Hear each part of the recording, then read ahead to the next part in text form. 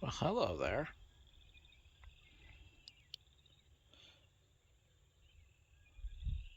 So we're switching out our power mirror because this guy wiggles in the wind and going down the road, and it's annoying.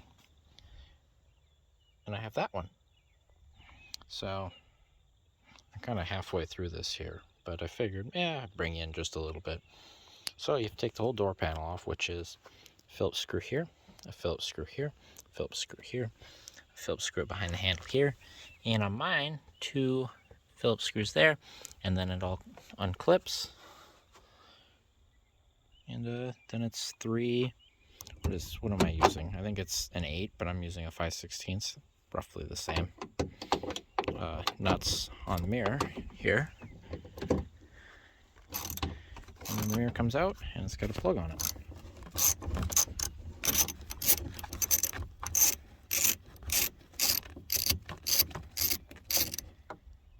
Oh, come on.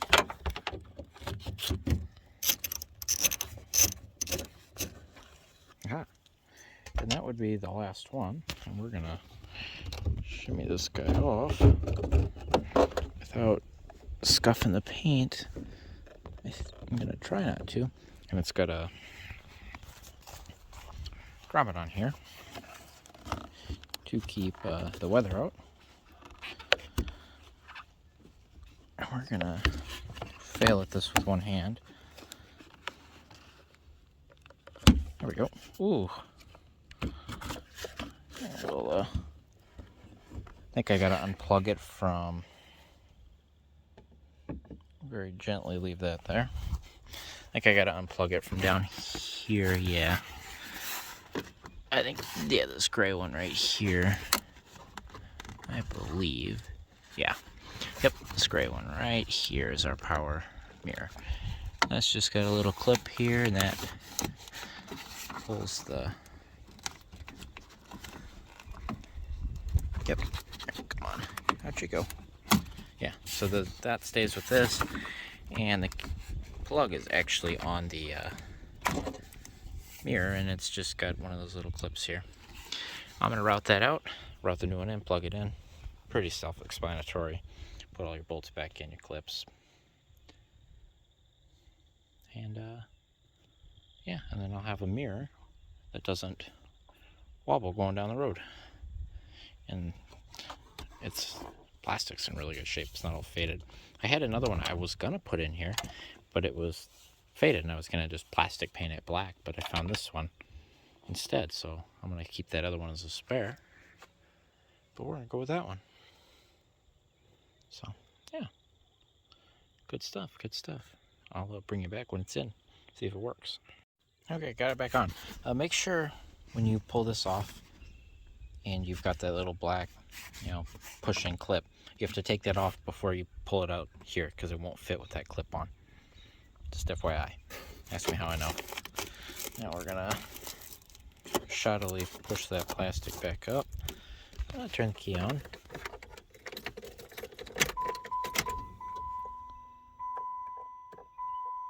Cold start. Just changed oil on this thing too. Fresh oil.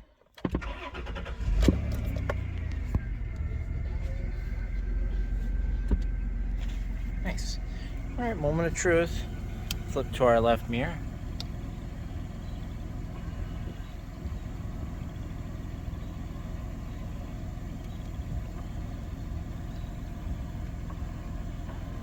Seems to work. Oh, that's gonna be nice. It's been like that since I've owned it. Great. Now our next fun bit is gonna be replacing this infinity speaker. I'm gonna attempt. I have a bunch of them that I picked up. I don't know if they work or not, but the amp in this one's shot. So to replace these, it's just 4 Phillips screws. I can find us a Phillips bit. Number 2. Gotta get this door panel out of our way. I don't know, how do I want to put this door panel so it doesn't bother us? It's gonna be in the way, unless I unhook the door switches, which I don't feel like doing.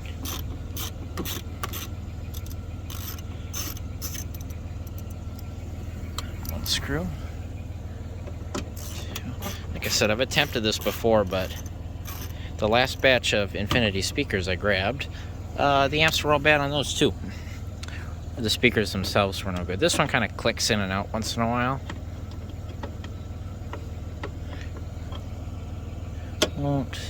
There we go. I think they're also 1/4 inch if you wanted to go that route.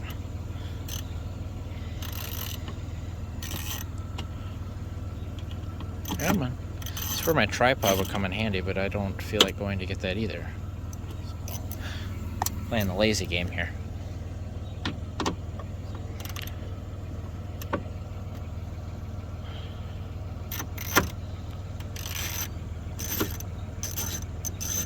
There we go. Okay. Out with the old again. And this is a factory Infinity speaker. And mine has got this style clip. I know some of them have different style clips, and I actually have an adapter that will go to the other style of plug, I believe, if I'm remembering correctly. Hang that here. I'm gonna go dig around in my stash here, and I'm gonna go find the new speakers I bought. I'm gonna try to find all the ones that have that plug, and we'll see if we can't get one that works. I will bring you back. All right, I have two. Driver and passenger are the same speaker, same hookup and everything. And I remember what I was thinking with this harness. I was trying to use some 2nd gen speakers, or I successfully used some 2nd gen Infinity speakers in a 3rd gen Infinity system. I just had to switch the pigtails and stuff, because the 3rd gens do run a different pigtail, because Chrysler. Oh, that speaker is the one we're gonna try first. So, I believe, yeah, this is all free down here. That all moves. I didn't bust the solder joints. So, we'll set you down somewhere. Okay, that one I dropped does not work. This one does. Nice. All right, so we got one good one. I'm gonna try that one again, but I think we got a working one, so I'm gonna screw that back in. Got a working speaker. Nice. Throw that one away, throw that one away.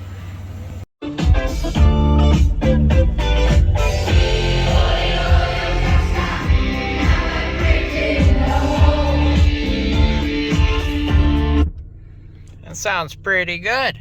Oh, the radio is so much louder just having that guy right in your face.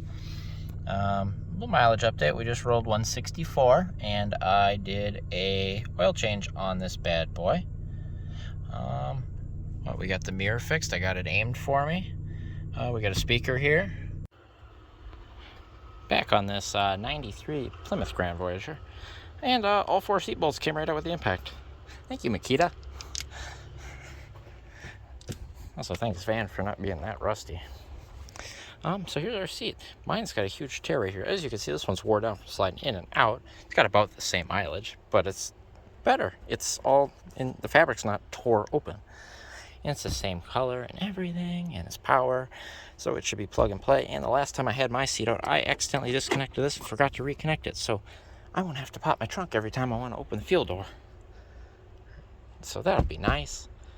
A little bit of hair up here, that's no problem. All right, anyway, so pull these out. Probably seen this before. Here, maybe you can see something right there. How about that? Don't want to bend that.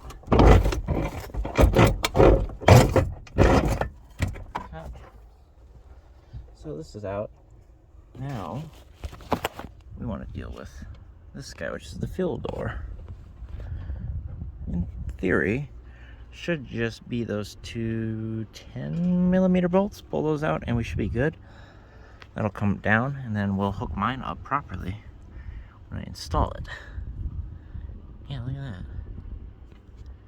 So anyway, that's all. Just 4 bolts on the bottom, and then this guy for the fuel door. And obviously you gotta unplug your little connectors there for your electric seats. And your belt thing. Anyway, cool. Alright, so we got the gray van, the 93, up in ramps today. We got to do a little bit of a service. So I've got a pulley that's starting to make noise. So we're going to do the idler, the tensioner. And while we're in there, we're going to do the serpentine belt. And then we've got an oil change to do. And we are also going to change the transmission filter and the fluid in the pan. Whatever drops out of it, like 4, 5, 6 quarts, something like that. Anyway, I got 6 to be safe. But yeah, that's what we got to do today. Oh, and I just kicked over my poor train. Come back here. Anyway, of course, I'm gonna work on it while it's scorching hot. I just got done driving it. You're gonna hold the hood for me. Alright, so instead of burning my hands doing things, I decided to take a different route while I was waiting for the engine to cool down. I've been meaning to do that and that since I put this hatch on over a year ago. Last week I went and I actually pulled these emblems off of the gray hatch I have in storage still, which is dented here and has a shattered window. Anyway, I thought I did okay. I ended up using Bondo's it's black weather strip adhesive for like adhesing like stuff like this, or the weather stripping inside your doors right here. One, because it's what I had. Two, it's because it's what I had. I don't know, it said it was strong, it bonds to metal, and obviously plastics and rubbers to metal, and plastics, metal, or plastics and paint on metal. I don't know, I think it'll work. Better than trying to butcher some VHB tape. This is actually like a glue. But it seems to have done the job. Anyway, this is now officially, once again, a Dodge Grand Caravan LE. I eyeballed it. I think I got him pretty straight and close, and the height's about the same. So I'm gonna go with that. Break and sweet.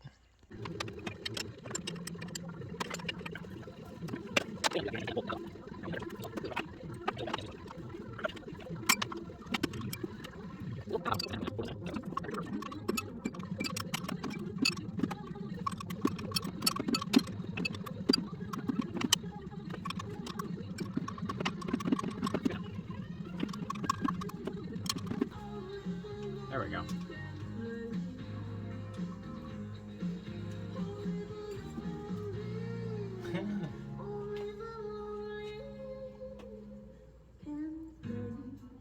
Pulley got its use,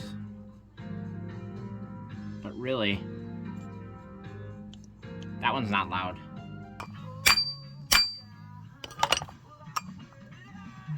Now we're getting somewhere. Oh, and the new one comes with that, so I didn't even have to take that out. Okay, so we got the belt out, we got the idler out. Next we've got is this tensioner right there, which sounds pretty okay. That one actually sounds good. But we're gonna replace him. Now, problem with this tensioner is that it's a stud with a nut, and the nut is way the frick down under the alternator. So I'm gonna die getting that out. But we will try to succeed. Otherwise, I'm just gonna pulley swap it, I think. But I think we'll get it out. Observe. Alright, got this 15mm bolt out, but my 15mm wrench wouldn't fit on it, like the full, like I had to use the open head.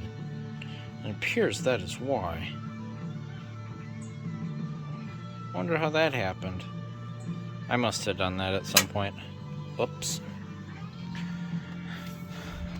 I don't remember, but our boy needs to escape. Come on. Do you go?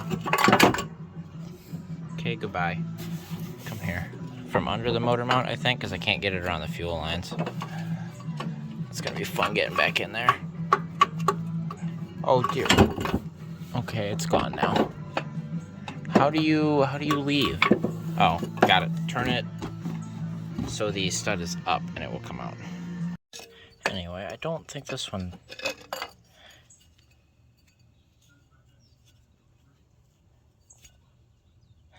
Yeah, that one's quieter. It was definitely the idler. The other idler did make some noise. That one isn't that bad. But we've got our gates. Guy right here that cost me a chunk of money. And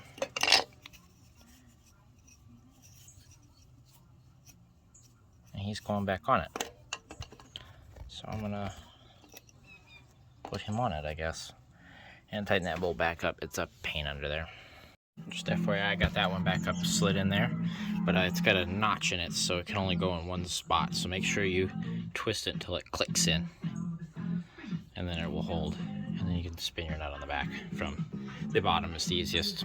Make sure you do that while your engine's cool so your cat doesn't burn your arm off.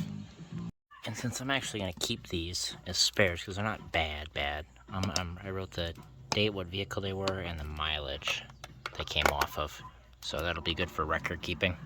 Throw that in there, throw that in there, and away that goes. I'm a hoarder, guys. Fix that bolt, by the way. I just pounded down that little nub that was sticking out with this beautiful hammer. Something's wrong with this idler. It's not fitting right. I've got it tightened all the way down, and it's loose. Just a little bit of play in it. And I wonder if it's because of that other spacer that was on the original pulley. And for whatever reason, this doesn't account for it. So I might have to go get a washer or something.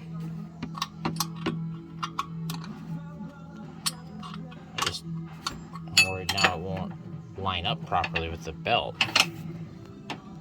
Know what I mean? Can we...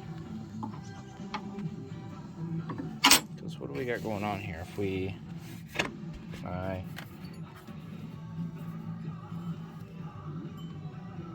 That's not right. I mean, where it sits looks like it's lined up. So we just need another washer on this side so the bolt doesn't bottom out. That's not a problem. I can make that work. It spins easier with the WD-40 on it though. But I don't want to over tighten it because either snap the bolt off or I'll break the mounting bolt or like the mounting stud on the timing cover. Anyway, I think that goes in right. I think we just need another washer here. Because if we... Yeah, look how much thicker that is. That's definitely the problem. Doesn't have a big enough washer. Yeah, look how much farther that's set out. And that's about all the play it had in it. And I wonder if it'd spin in farther, but the threads are all gummed up from, never being used. I'll get another washer. I'll find a washer for that. That guy's thundering pretty good.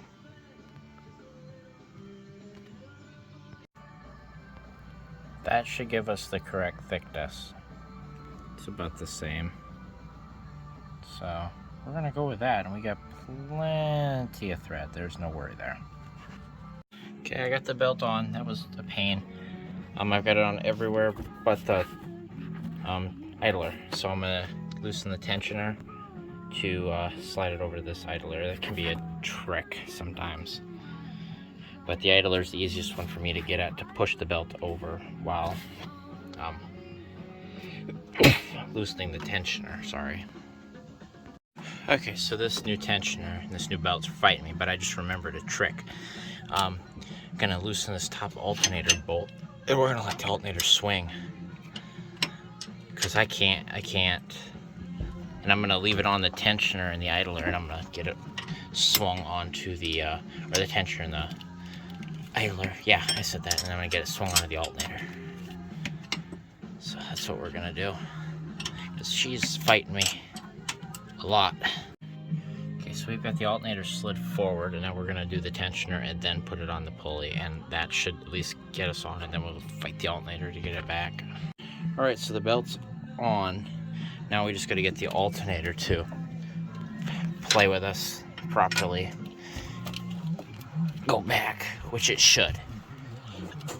Yeah, look at that. How about that trick? Anyway, you gotta take the top bolt out and then loosen the bottom nut just a little bit. Okay, complication to that tip. Apparently this time it obviously it's pulling on the alternator down, so you can't get those threads to line up. So what I did is I took this bolt off, which gives you the play in this bracket to be able to move it around to get them to start in the threads here. I'm gonna snug that up and then snug that one up. Anyway, that's what I'm doing. All right, belt's on, alternator's back in. This bolt's tight, the lower nut is tight. It is thundering.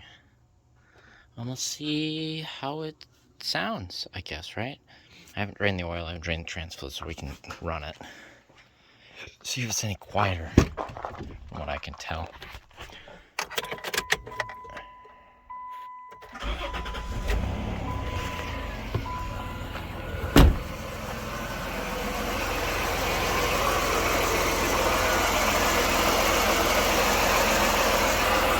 No, I still hear it.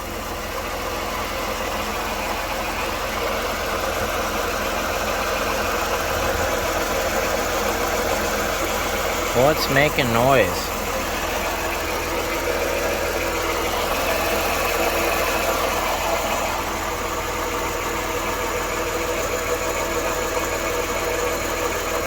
Is it that AC compressor finally giving out? There. Put the wrench up to here, I'm gonna put my ear on that. So I don't remember if I told you or not, but this water pump wasn't leaking last night, but I started becoming suspect of it. If you look here, look up there, it's definitely leaking now. And also, I took the belt back off.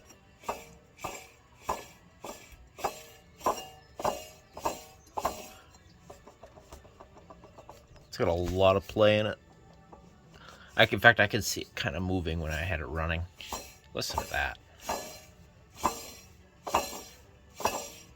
Water pump no good. Water pump no good. So we're going to take that off. And we're going to do that now. I already bought the new one, unfortunately. So you just got to get this plastic cover off that mine conveniently still has. I hear a jack being drug. Anyway, it's a couple 10mm bolts. Pull this off, you can get at that. And that's 5 10mm bolts. Don't break that one. Okay, so to get the pulley off, the water pump's got a nice pulley. It's got a nice hole in here that you can run a screwdriver in and kind of wedge like that. And then you can take your 13mm and get on those while holding this with the other hand, which I'm going to have to do here in a second. And you can get those off no problem. Alright, water pump's out. I did take the torch to those two outer bolts up here. There's this one and there's that one up there, and technically this one's got threads exposed too, but not as many, and I had already cracked it loose. I didn't trust those, and I took the torch to the back of them. This one I took to the front. I was able to crack them loose, no problem. Do not take anything more than a 1/4 inch ratchet and a 10mm to these. If they do not come out with that, you've got problems. You will snap them off with a 1/4 inch ratchet. Ask me how I know. I've learned from my mistake. Best bet, just torch them. Just torch them, because you won't feel them come loose. They feel like they're snapping either way, like they're bending, and they just come out or they don't. And if they don't, you're in for a world of hurt. Usually that's the timing cover coming off, and then you through bolting them or tapping them and whatever. And then I did it once. I don't feel like doing it again if I can help it. Anyway, water pump's out. So once they're out, they go back in way easier. And a little bit of this goes a long way too. But yeah, our little water pumpy here is no good. You can hear it. That was our growling for sure. I also don't feel bad replacing the tensioner and that idler. They weren't that good either. So and they will extend the life of everything with new stuff and new tension, a new tensioner on that belt, and so, and I can feel good that it's all done, you know what I mean? But yeah, he was just starting to weep. I caught him right away. I noticed it started grinding one day, and I'm like, what? Or like, I noticed it got loud. I want to say like Monday, Tuesday. It's Friday now. And we obviously had this thing we were looking at yesterday, so it wasn't weeping before. Now it's weeping. But no good. No bueno. I wonder if that's the original. Or if it's been done once. It's probably been done once, if I had to guess. I don't see any Mopar tags on it, but I wouldn't know, I guess, where they would be. Or how to tell. This is probably a second water pump, if I had to guess. Alright, so I got the water pump on. I got the red hose on. So this comes with an O-ring and everything on here. But I also applied RTV to the surface of the engine and a little couple dabs on the back of the water pump to hold that O-ring in when I put it on. And I also put some RTV on here because this surface was a little corroded. Same with up here. And that RTV is gonna obviously help seal. But I also got the belt on. I remember I was fighting it from the top. Well, now I got this cover off. I'm like, well, I might as well make it easier to ride everything with this cover off. You know how much easier it was to pull from down here? That was so much easier to release tension from that, the tensioner down here, and then slip it over the idler. Well, down here, okay, so if you're gonna do that, do it from down here. It's way easier. And it's only, what, four of those bolts to pull this cover off. As long as you put your cover back on. Because if you don't, and you splash water up here, you're gonna slip your belt off. Unless you get the double-sided V-belt, which replaces your idler and your tensioner with ribbed pulleys. Your water pump stays the same and it runs just fine, but they replace these two pulleys because they like to slip off apparently under high rain. I don't know, it's an actual recall. But I'm not going that route because this is what they had and I don't feel like it. I did it on my 98. My 98's got the double-sided V-belt, or double-sided V-belt. I don't know, ribbed V-belt. I don't know what you want to call them. There's a term. Anyway, this is all on there. It's in. I'm not going to put water in it. I'm actually going to change the oil, drop the transpan, do all that. And when I put that back up, that RTV will have set enough to put water in it. Set enough for as much as I care. It's sealed with an O-ring anyway. It's just extra insurance. Look at that. Not bad. Well, unfortunately, I recorded myself getting that off without getting any oil on my hands. But, I hit a photo instead of video. Whatever. Anyway, about 3,000 miles on that oil. It's got plenty of viscosity left. And then I, went up here and I cracked that guy loose with my hand. As you should be able to do. See, it doesn't leak. Doesn't have to be that tight, guys. Just has to be... I tighten these with my hand. With my hand. And if I get a little bit of oil on them, I'll use a rag. But you don't need a wrench to tighten these. Just to get the stuck ones off. Do that with your hand. You get it hand tight, and then you just crank on it a little more. And it don't leak, and I can get it off with my hand. After 3,000 miles. So, anyway, that Wix was probably fine, but we're gonna... Extra security. Insurance. Something like that. Alright, here you go. Let's see.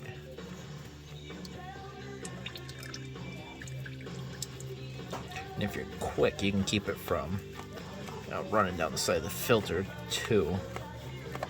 Where are you? There really wasn't that much in there. I'm not sure how that's wasn't leaking. All those bolts were loose. So this one, for example, I haven't cracked loose. They're all about that tight. That's hilarious. That's about the tightest one right there. So that wasn't leaking. Nice. So that needed a tighten, but we're changing it, so it's okay.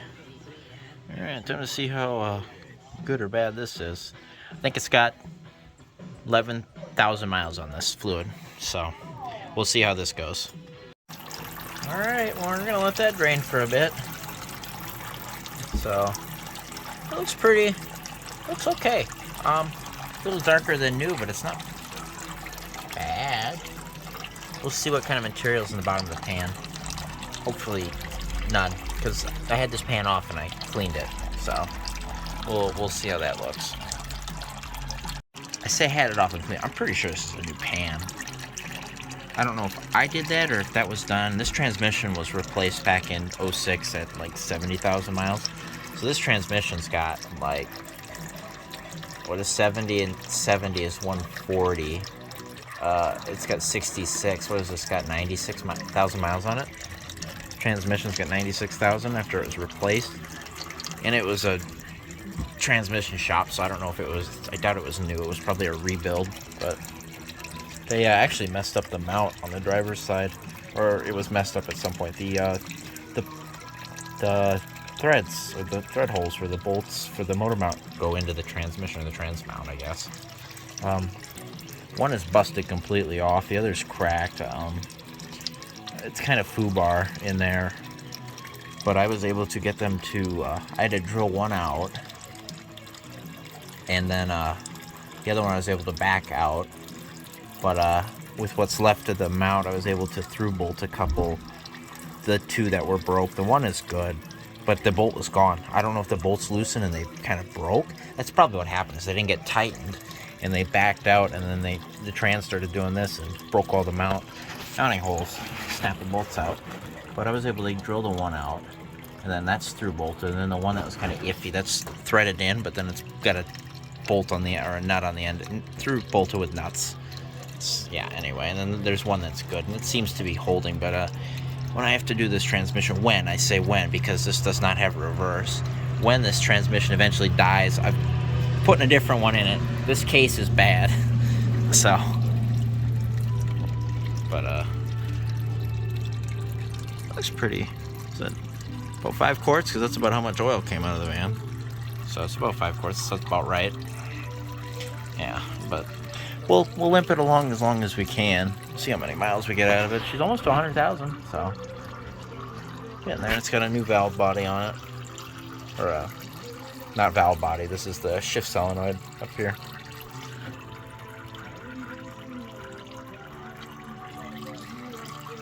Very nice.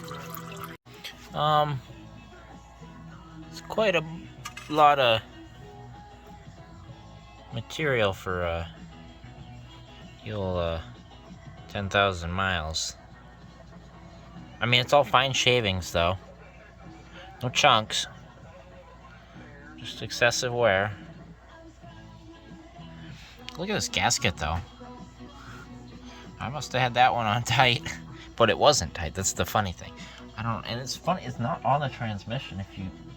I don't know if like the gasket disintegrated or what was going on there, but that's kind of weird.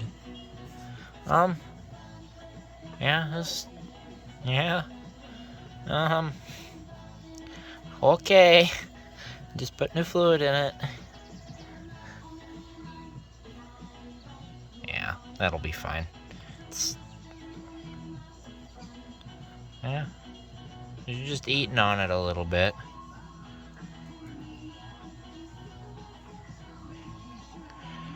And good new transmission for it with a, well, I say new, it's got 100,000 miles on it itself, so we'll see how good it is, but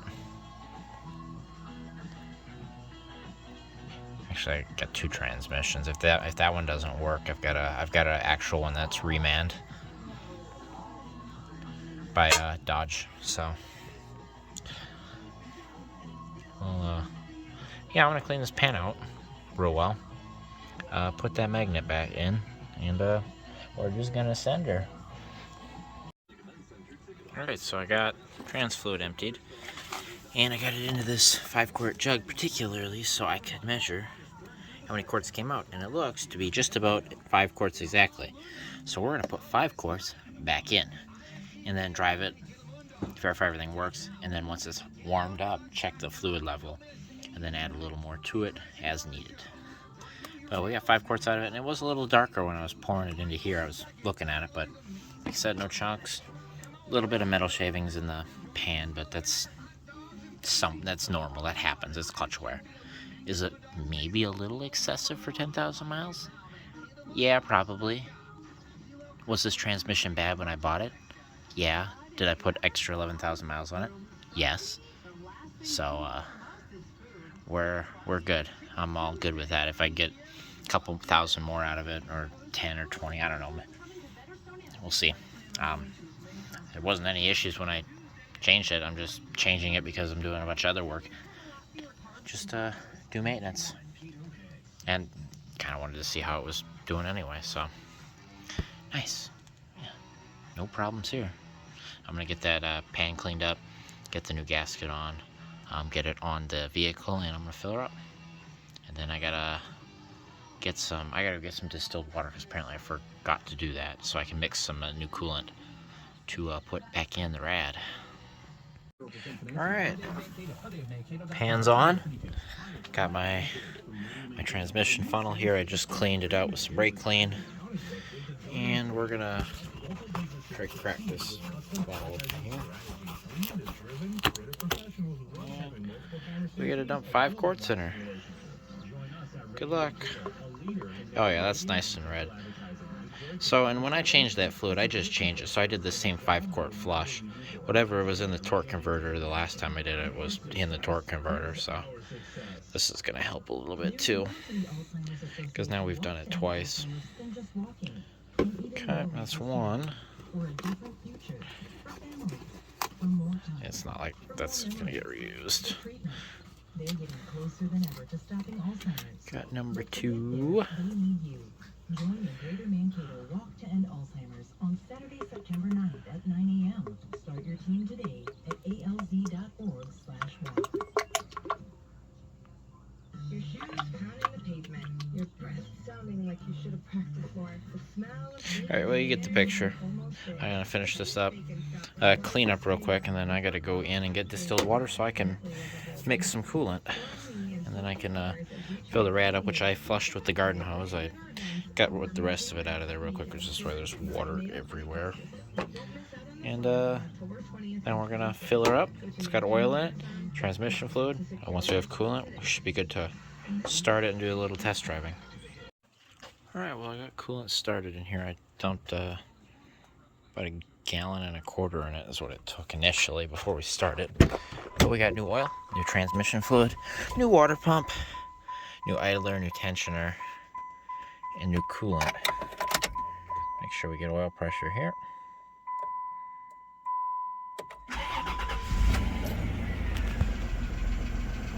Come on. There she goes. Nice. Good oil pressure. The light's on. 166, 357. I got a due date of 170 or July of 24. Sounds good.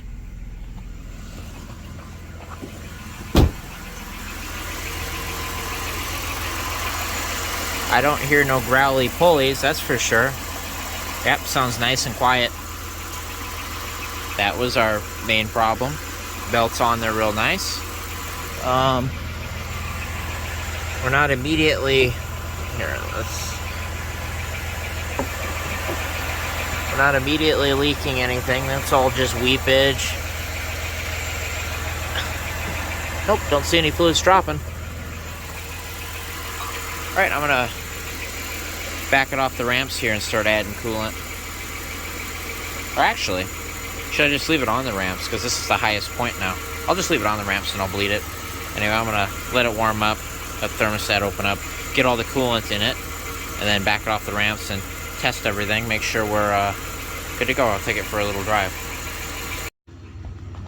And just as an update here, these guys, what was it?